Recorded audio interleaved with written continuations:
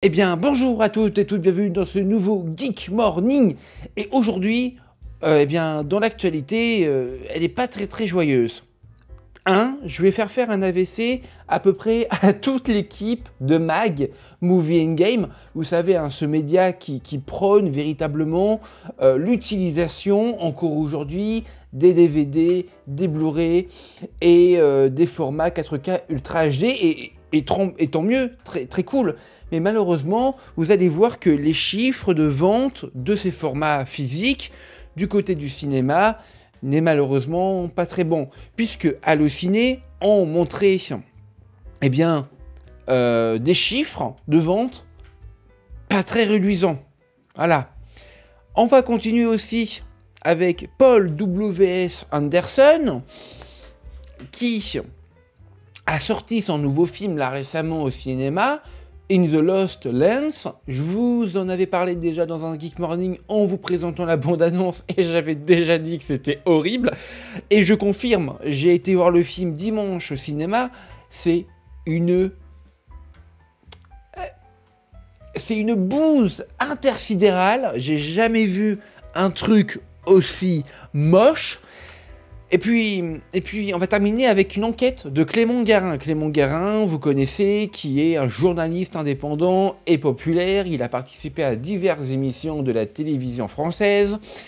Et donc, il a fait, eh bien, une enquête sur un scandale à 48 millions d'euros concernant France Télévisions. Voilà, c'est ça, hein, grosso modo. Et je vais vous dire, ça ne me fait pas plaisir, et ça ne va pas vous faire plaisir non plus. Donc, vous allez voir ce que vous allez voir. Désolé, hein, j'ai pas les mots, je trouve ça scandaleux. Let's go, c'est parti pour un nouveau Geek Morning.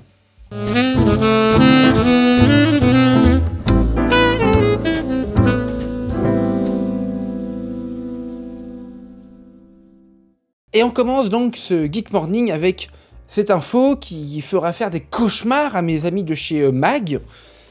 Eh bien regardez, Allociné dit que le rapport annuel de l'industrie du Digital Entertainment Group, du DEG, cité par Variety, eh bien en fait les ventes de films physiques aux USA sont tombées sous le milliard de dollars en 2024. Une chute vertigineuse qui semble inexorable. Et quand on clique sur l'article, qui a été écrit par Olivier Palaruello, journaliste chez Allociné, visiblement, eh bien, c'est officiel, le business du DVD est mort en 2024.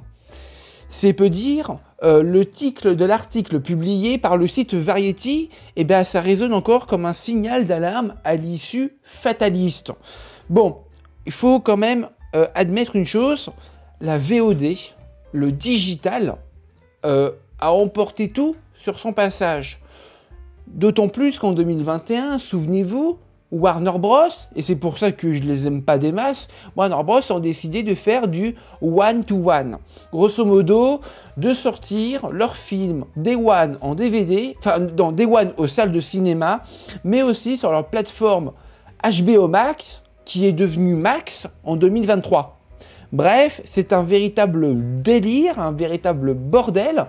Et donc, non seulement le Covid a démocratisé la VOD, les habitudes de consommateurs de regarder un film aux États-Unis ont été démultipliées vers la VOD, mais en plus, quant à Warner qui sort leurs grands films qui se sont tous plantés au box-office parce qu'il était dispo aussi en VOD, Day One dès leur sortie en salle de cinéma, et je vais vous dire, une place à 20 $ versus 10 $ en achat digital en 48 heures ou en achat définitif pour à peine 10 $, franchement, pour un consommateur américain lambda, le choix est vite fait.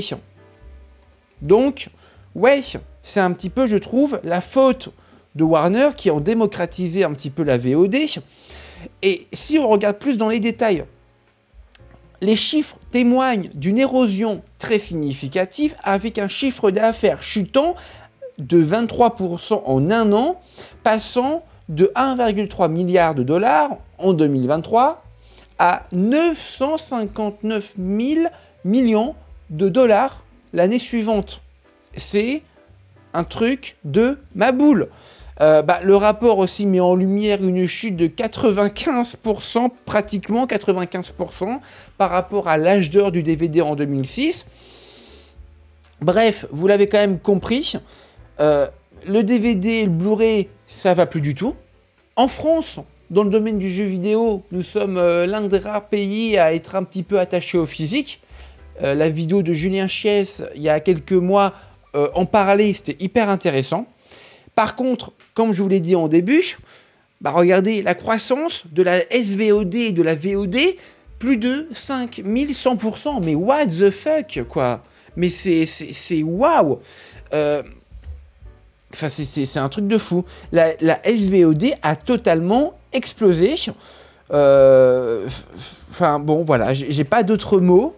Franchement, voilà. Et néanmoins, regardez, dans ce marasme, le Digital Entertainment Group note toutefois que le marché des Blu-ray 4K Ultra HD, coucou Mag, résiste, prouve que tu existes, pardon, et tend à se maintenir, notamment les éditions Steelbook et Premium sans toutefois fournir de chiffres. Ah, c'est intéressant. Ça veut dire que ça se maintient, mais que ça n'augmente pas et que ça ne diminue pas.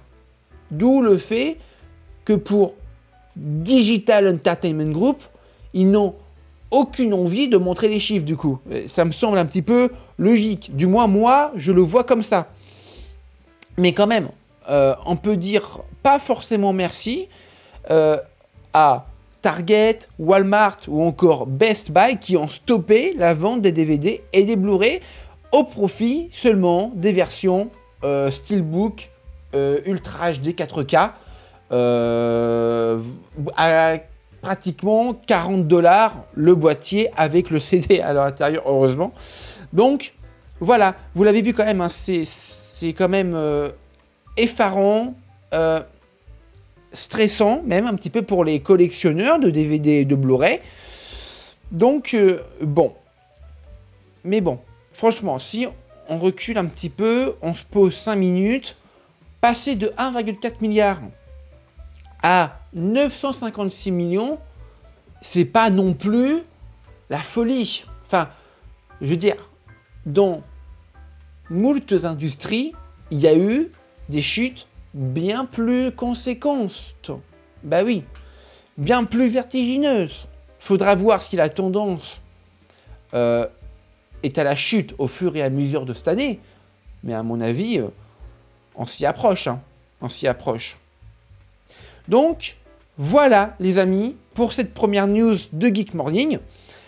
Allez, on va maintenant parler de Paul W.S. Anderson, qui a donc sorti son nouveau film, qui s'appelle In the Lost Land, avec Mila Jovovich et Dave Bautista. Film complètement rincé. Voilà, je l'ai vu au cinéma dimanche dernier. Nul. C'était nul. Je me suis ennuyé. Même les scènes d'action sont pas un minimum intéressantes ou attrayantes ou divertissantes. Le film n'est rien. Et donc, du coup, Paul W.S. Anderson ne s'arrête pas. Le mec ne s'arrête jamais, visiblement. Et il va faire une adaptation d'une licence de jeu vidéo. Celle-là, House of the Dead, qui a eu un remake, là, très récemment. Et donc, voilà, ça donne ça, du coup. Variety a dit que Paul W.S. Anderson, après son adaptation merdique du roman de George R.R. Martin, alias Game of Thrones, In the Lost Land, eh bien, voudrait faire un film sur grand écran du jeu vidéo House of the Dead. Voilà. On n'a pas envie, Je pense que les gens, enfin, moi j'ai quand même une certaine gentillesse envers Paul W.S. Anderson. Il fait des films pas ouf, mais il fait des films parce qu'il a quand même un certain public qui aime le nanar, qui aime la série B, qui aime les films hollywoodiens mauvais. Moi, bon, Paul W.S. Anderson, je l'aime pour ça, parce que ses films sont mauvais, il le sait, il l'en joue, Et après, tu aimes ou tu aimes pas, c'est pas du tout son problème. Voilà. Donc, du coup, son prochain film sera The House of the Dead, la licence phare de Sega. Voilà. Donc, bon. Tout se déroulera en temps réel, ce qui reflètera l'expérience de jeu vidéo. Le seul moment où cela s'arrêtera, c'est lorsque vous terminez le jeu ou que vous mourrez. Paul W.S. Anderson a donc dit ça pour parler de son adaptation sur le grand écran de House of the Dead. Bon, et vous, qu'en pensez-vous? Dites-le-moi dans les commentaires. Allez, on continue et on termine avec un scandale à 48 millions d'euros. Le journaliste journaliste indépendant célèbre Clément Garin a fait ce tweet en disant que, en effet, La Lettre, qui est un média sur les entreprises, la politique, a fait un papier sur un scandale à 48 millions d'euros chez France Télévisions qui vous coûte à vous contribuables 4 milliards d'euros par an. L'audiovisuel public, donc France Télévisions, vous coûte à vous contribuables français, écoutez-moi bien, 4 milliards d'euros par an.